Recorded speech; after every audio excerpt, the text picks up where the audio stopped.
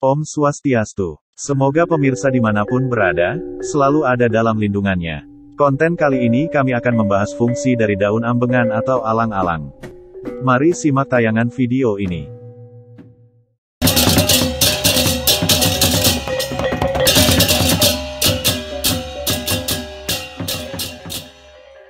Mitologi alang-alang, ambengan.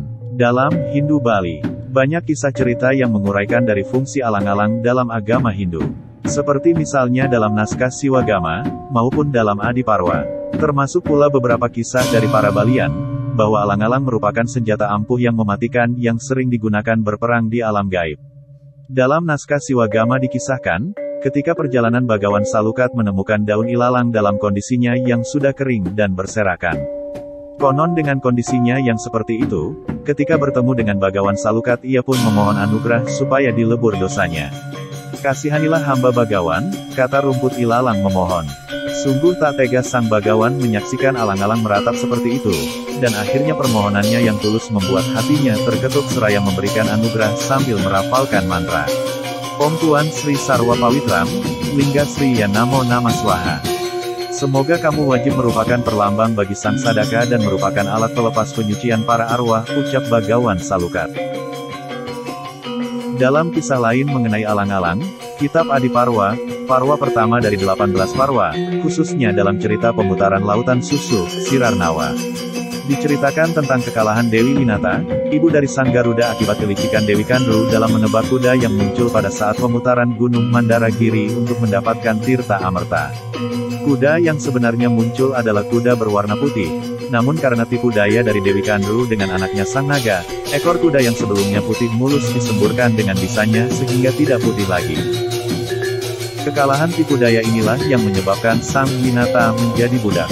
Sebagai budak, Dewi Winata ditugaskan untuk mengasuh putra-putra dari Dewi Kandru yang berjumlah ratusan naga. Mengasuh ratusan apalagi naga bukanlah suatu pekerjaan yang gampang. Apalagi naga-naga tersebut sulit sekali diatur. Sang Garuda sangat bersedih melihat ibunya seperti itu. Ia pun ingin membebaskan ibunya dari perbudakan tersebut. Namun ada sebuah persyaratan yang harus ia lakukan sebagai ganti maksudnya tersebut. Ia harus mencari Tirta Amerta di Gunung Somaka. Sebagai anak yang berbakti kepada orang tua, lantas ia berangkat ke tempat tersebut. Penjagaan di Gunung Somaka cukup ketat. Namun berkat restu dari ibundanya serta perlindungan dari para dewa, setelah melalui pertarungan yang sengit, Tirta berhasil didapatkan. Selanjutnya ia menyerahkan kepada ibundanya, untuk menebus agar tidak lagi menjadi budak dari Dewi Kandru. Tirta itu berada di Kamandalu serta diikat dengan alang-alang. Sang Garuda berpesan mulai sekarang ibunya tidak lagi menjadi budak para naga. Selanjutnya ia menyarankan kepada para naga sebelum meminum Tirta Amerta, harus mandi terlebih dahulu.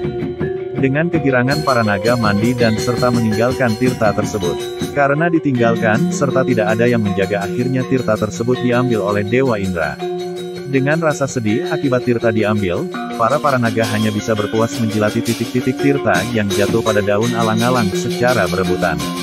Karena tajamnya daun alang-alang tersebut menyebabkan lidah para naga menjadi terbelah menjadi dua hingga kini. Begitu pula halnya daun alang-alang sampai kini, diyakini sangat suci. Mengenai kegunaan alang-alang bagi umat Hindu sering digunakan sebagai sarana penglukatan. Selain itu juga digunakan pada waktu upacara pawintenan, yakni dengan membuat alang-alang sebagai karawista yang digunakan untuk mengikat kepala dari orang yang mewinten. Karawista Mahadiwiyam, Pawitram Papanacanam Nitiam Pucakram Tistati, Sidantam Prati Granati. Karawista amat suci, dan pelebur dosa nestapa, ujung rumput alang-alang yang amat tajam, menunjang kepadanya yang bertahta dalam hati. Ujung alang-alang yang amat runcing itu merupakan senjata gaib, untuk melebur dosa dan nestapa, penderitaan. Ujung yang tajam itu berperan sebagai simbol pedang dan lambang kekekalan dan keabadian. Daunnya yang runcing melambangkan peperti perjalanan manusia yang menghadap kepadanya yang bertahta di dalam hati. Alang-alang dan keagungan Krawista. Alang-alang dalam bahasa Bali disebut dengan ambengan. Secara niskala sebagai sarana penyucian ambengan dapat membuat segala sesuatu menjadi suci, itulah salah satu keagungan dari ambengan. Pemasangan Karawista sebagai gelung ikat kepala, pada orang suci, Sulinggi, ketika menyelesaikan suatu upacara dan pada orang-orang yang sedang diupacarai, seperti pada upacara potong gigi, mewinten, menjaya-jaya, dan upacara yang lainnya, dimaksudkan untuk menjadikan badan suci, sehingga Hyang Widi berkenan bertahta di dalam diri kita. Prosesi ini dilakukan pada saat prosesi pembersihan diri Pabiakalan dan prosesi yang mengikuti selanjutnya adalah acara natap. Prosesi ini mengandung makna ketika sudah diikatkan Karawista pertanda badan sudah suci, selanjutnya barulah natap yang diarahkan ke dalam diri yang diupacarai. Ini mengandung makna upacara juga dipersembahkan kepada Ida Sang Hyang Widi yang telah berkenan bertahta di dalam hati yang telah dilakukan proses penyucian sebelumnya. Tak jauh beda halnya dengan pemasangan Karawista pada Ciwamha, sejenis periuk sebagai tempat pembuatan tirta oleh Sulinggi, dengan maksud agar secara niskala periuk tempat tirta dan airnya menjadi suci diterima oleh Ciwatman yang bersifat suci. Sementara untuk alet alas dari air suci tersebut juga terbuat dari rumput alang-alang yang sering disebut dengan lekeh.